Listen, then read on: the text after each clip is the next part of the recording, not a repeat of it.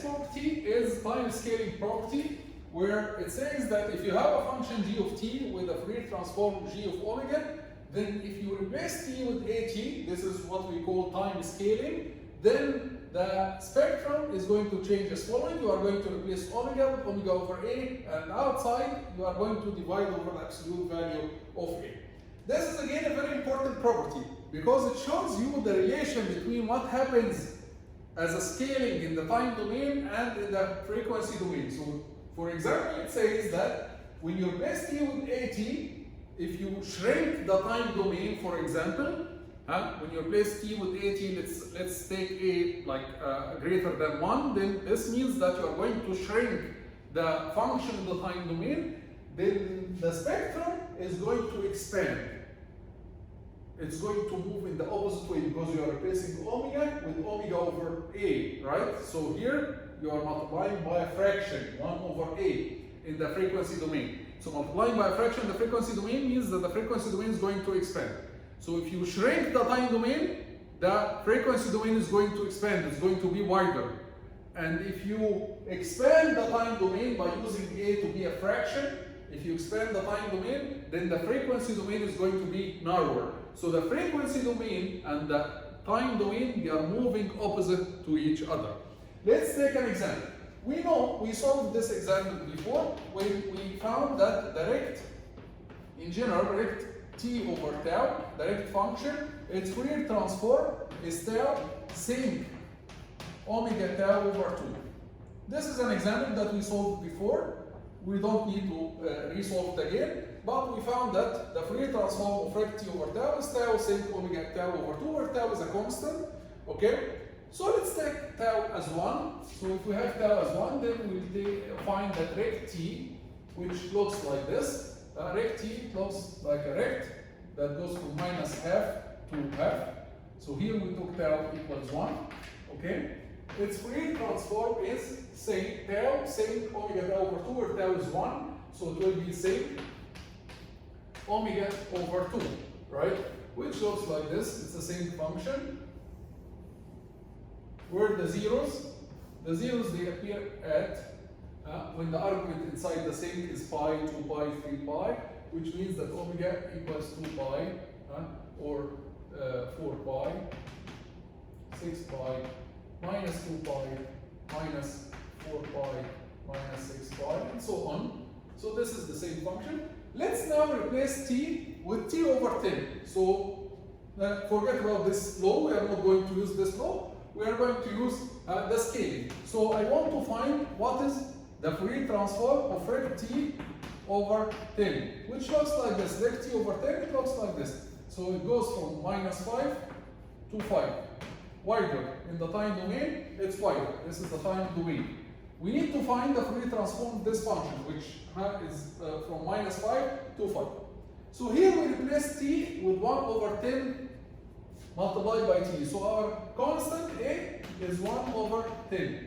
So its Fourier transform using the property, its Fourier transform will be 1 over the constant a, 1 over the constant a, which is 1 over 10, absolute value, okay, multiplied by our function, the same function, but we replace omega with omega over a, omega over 1 over 10. Divided by. So this is exactly the same function, but we replace omega with omega divided by a. So it's exactly the same function, but we replace omega with omega over a. So if you replace t with at, and the a here is 1 over 10, then you replace omega with omega over a. You use the same function exactly, but you replace omega with omega over a. This will result in 10 sinc 10 omega over 2, which is 5 omega. So if you want to plot this, then it will give you, it's the same function with amplitude 10 rather than 1. The amplitude was 1 here, it will be 10 here, okay? And then 5 omega. It reaches 0 when the argument inside the sinc, which is 5 omega, equals pi, 2 pi, 3 pi. So the first zero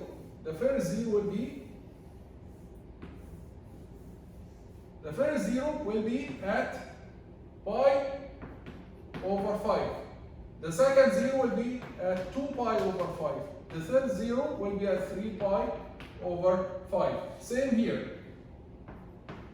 The first 0 will be at negative pi over 5. Second 0 will be at negative 2 pi over 5 and so on. Compare the two things here, the two spectral lenses here, and compare the time domain. Here the time domain became wider. Here the frequency domain became smaller. It shrank, right? Because the first 0 here was at 2 pi. Here the first 0 will happen at pi over 5. So here the time domain and the frequency domain, they are moving opposite to each other, right? So if you expand the time domain, the frequency domain is going to shrink. And vice versa. If you shrink the time domain and you can't write at home, use a constant a greater than 1, okay, you will find that the time domain is going to shrink while the frequency domain is going to expand. So this is with respect to the scaling property. Let's now talk about the property of time transformation in general. Time transformation in general. Time transformation in general says that if x of t it has Fourier transform of x of omega, then x of at minus t naught, its Fourier transform will be. So this is two steps. First, you replace t with t minus t naught, forget about a. Then this will result in x of omega exponential minus j omega t naught. And then you replace t with at. This will cause that you will divide over absolute value of a, and you replace every omega with omega over a. So this is in general the time transformation. For example, let's take an example. So if I ask you to calculate the Fourier transform, find the Fourier transform of a function g of t equals 5 rect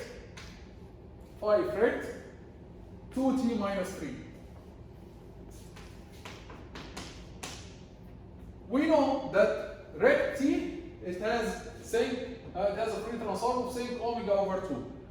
So what we'll do here, forget about the 5 because this is a constant that we can multiply with at the end. So rect 2t minus 3. First we have a shift by 3. This will cause, this is t naught, so the 3 here is t naught. The 2 here is a, the factor a. So this will give us 1 over 2. Then say you replace in the sine omega over 2. This is the frequency domain of the rect. You replace omega with omega over a. So omega over 2 divided by 2, because already we have 2 there, divided by 2 there, and we replace omega with omega over 2, then exponential minus j omega over 2 multiplied by t naught, which is 3. Okay, so this will result in half sin omega over 4 exponential minus j 3 over 2 omega. You can do it slowly, you can do it step by step. For example, you can say, well, I know that rect t, its Fourier transform is sin omega over 2, then rect t minus t naught, its Fourier transform will be, shift in the time domain will be phase.